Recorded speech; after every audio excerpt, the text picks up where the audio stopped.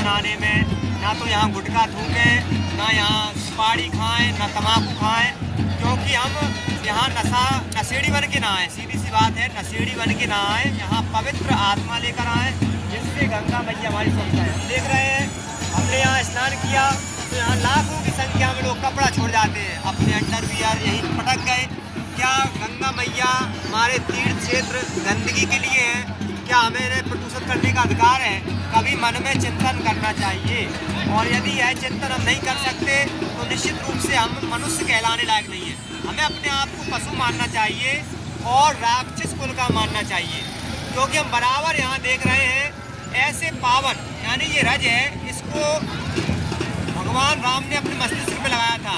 यही भरत जी लेटे थे, यही उन्होंने भिक्षा मांगी थी, मांगो भीख त्याग निज कुल धर्म, यानी अपने पूरा का सर्वस्व। यहाँ सभी तीर्थ हैं, तो ऐसे पावन धाम में, ऐसे पावन स्थल पर मैं आप लोगों से प्रार्थना करूंगा, इस महाकुंभ से हम कभी भी अपने इन तीर्थों को दूषित ना करें, इन तीर्थों की मर्यादा रखें।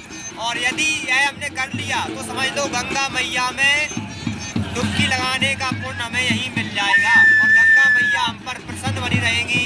मैं आप लोगों से पुनः आपसे यही प्रार्थना करता हूँ, तीर्थराज प्रयाग से महाकुंभ के समय हम इस बात का चिंतन करें, मनन करें, और यहाँ भूल कर भी किसी भी प्रकार का हम कचरा छोड़कर ना जाएं।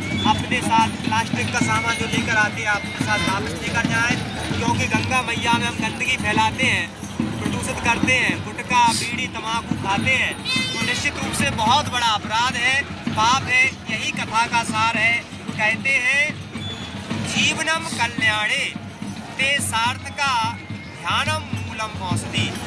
हमें जीवन में यह ध्यान करना चाहिए कि भगवान ने जो कहा है उसको मानना है, रटना नहीं है कि परहित सरस धर्म नहीं। भाई हमने चौपाई रट ली, मंगल भवन मंगलहारी, ठीक है, लेकिन उसको जिएगा कौन?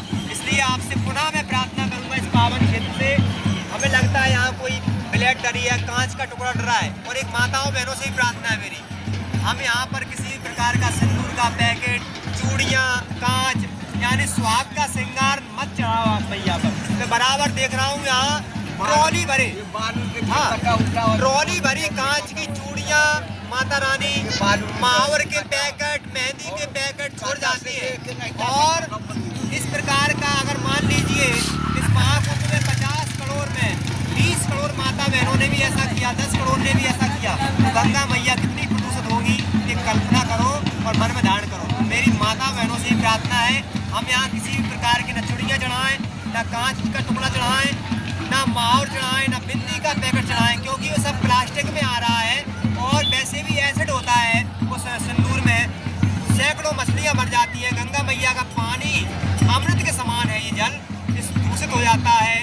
तो मेरी माताओं बहनों से प्रार्थना है, इसमें किसी प्रकार का चढ़ाएं। फूल चढ़ाने हैं तो हाथों में चढ़ा दें, दोना प्लास्टिक का आता है वो थर्माकोल का, उसमें भी न चढ़ाएं। आटा का बना के लाती है तो चढ़ा सकती है, लेकिन आपको यहाँ से कुछ नहीं लेना, केवल फूल लो। अगरबत्ती भी लगानी, क्योंकि अगरबत्ती हम लगाते हैं बांस की बनती है। दूसरा, उसकी आखिरी में जो स्टिक बचती है वो माताओं बहनों के पैर में, हजारों भक्तों के पैर में छिद जाती है, उनके खून निकलने लगता है, तो कांटों से भी अधिक पीड़ा देती है। तो मेरी माताओं बहनों से प्रार्थना है, अगरबत्ती भी हम गंगा मैया किनारे ना लगाएं। धूप बत्ती लगानी है दूर कहीं जाके लगा दे। माता रानी प्रेम की भूखी है, तीर्थ में हम इतना काम कर लें तो निश्चित मान लीजिए हमारे तीर्थ में आने का काम पूरा हो गया। बोलिए गंगा